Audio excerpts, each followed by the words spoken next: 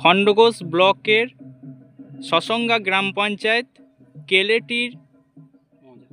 কেলেটি মৌজা, সেই কেলেটির জমিতে জল ঢোকায় ক্ষতিগ্রস্ত। আমরা একটা চাষির মুখ থেকে শুনলাম তার কতটা ক্ষতিগ্রস্ত হয়েছে, আমরা আরেকটা চাষির মুখ থেকে শুনে নেবো যে তার কতটা ক্ষতি হয়েছে। সেইটা আমরা সরাসরি সৌম্যজিৎ নিউজে আমরা শুনে নেবো। মির্জা ইমামুলের খবর, সৌম্যজিৎ নিউজ। আচ্ছা, আমরা তার মুখ থেকে শুনে নেব। বলুন, আপনার কত টাকা ক্ষতি হয়েছে? আমার কত টাকা বলতে আমাদের মোটামুটি 5 বিঘার মতো জমি জলের তলায় চলে গেছে এখন পর্যন্ত। তো আর গতবার যে নিম্নচাপ হয়েছিল তাতে করে ঠিক রোয়ার মুখে তখন তো একবার জলের ডুবে নষ্ট হয়েছে। হ্যাঁ, পরবর্তীবারে আবার দুবার আবার ধান রোয়ার পোঁতার পর আর একবার জমি আবার জলের তলায় চলে গেল। তাতে করে আমাদের মতো চাষিদের ব্যাপক ক্ষতি এবছরের দিক থেকে। অন্যান্য বছর থেকে প্রতি বছরই হয়, কিন্তু এবছর দেখা যাচ্ছে যে আগের বছরের তুলনার থেকে এবছর দুবার ডুবে গেল। আচ্ছা, আপনার এই চাষবাসের দিকে আপনার কত টাকা ওষুধপাতিতে কত টাকা খরচা হয়েছে, কিছু আইডিয়া আছে আপনার? হ্যাঁ, মোটামুটি না করে চাষাবাদ সব ওষুধপত্র বলতে 1,000-3,000 টাকা চলে গেছে।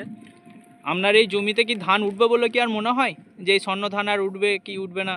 এবছরে যে পরিস্থিতি তাতে করে দেখা যাচ্ছে যে দুবার নিম্নচাপ হয়ে গেল। হ্যাঁ, আগে যে ক্ষতি হয়েছে আবার দ্বিতীয়বার যে ক্ষতি হলো, তাতে করে দেখা যাচ্ছে যে এখন পর্যন্ত ধান জলের তলায়। তাতে করে বোঝা যাচ্ছে যে এবছরে মনে হয় যেন চাষির ঘরে ফসল আর ঘরে ঢুকবে না।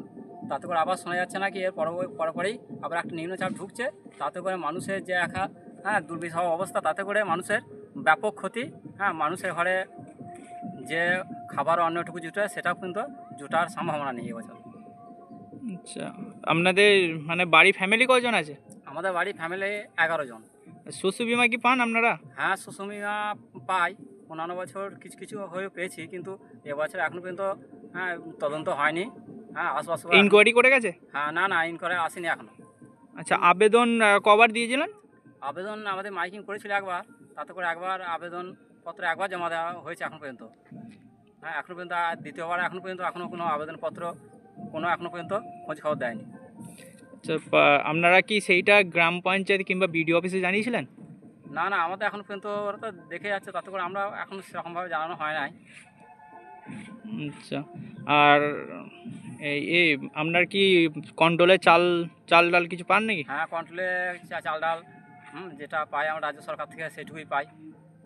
আচ্ছা, তাতে করে আমাদের ওই দিন 10 হয়তো যায়। আর আপনাদের ট্রাক্টরে চাষবাস করতে চাষিদেরকে মুনিশ দেওয়ার টাকা এমনি কত খরচা গেছে?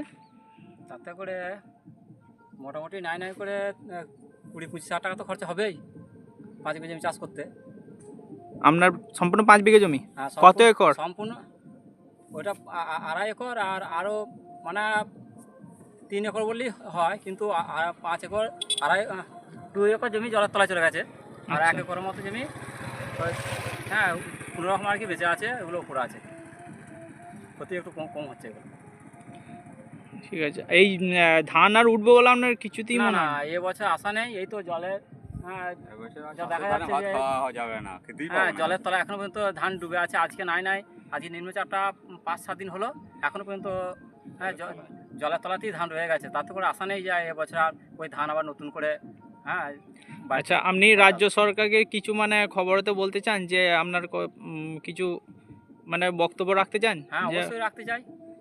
কি বক্তব্য রাখতে হবে বলুন? আমাদের চাষিদের, শুধু আমার বলে নয়, আমরা এখন 2-1 এই রোদের সময় এসে হাজির হয়েছি, কিন্তু অন্যান্য সময় হলে আরও লোক পাওয়া যেত, তাদের মুখে আরও খবরগুলো পাওয়া যেত। তাতে করে এখন দেখা যাচ্ছে যে রাজ্য সরকার একটাই আবেদন করব আমরা, প্রত্যেক চাষিরা, যে বছরে কিছু অন্তত ক্ষতিপূরণ দিয়ে মানুষের একটু সুরাহা যাতে হয়, তার একটু ব্যবস্থা করার জন্য। আচ্ছা, আপনার নামটা কি? আমার নাম রবি মাঝি। আচ্ছা, ঠিক আছে।